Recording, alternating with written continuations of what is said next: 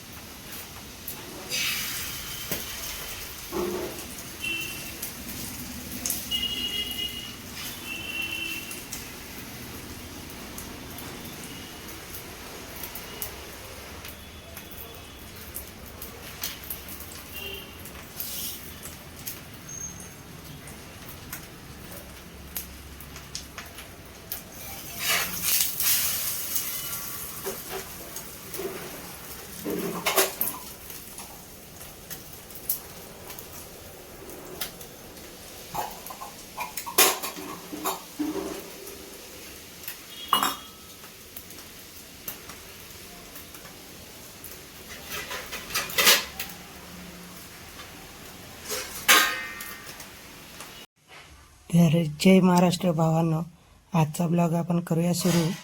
आणि सकाळी नाश्त्याला मी खाल्लं आमलेट पाव आणि चहा. त्यानंतर मी जेवणाचा व्हिडिओ घेतला, चिकन आणि भाकरी केली होती ती खाल्ली. त्यानंतर संध्याकाळी मी माझ्या बॅल्कनीत मस्तपैकी टाईमपास करत बसलो. त्यावेळेला मी 2 केळी संपवली आणि टाईमपास करत मस्तपैकी इथंच बसलो. नंतर हे आमच्या गॅलरीतनं बघा असं दिसतंय, म्हणून आम्हाला लय चांगलं वाटतंय बाल्कनीत बसायला.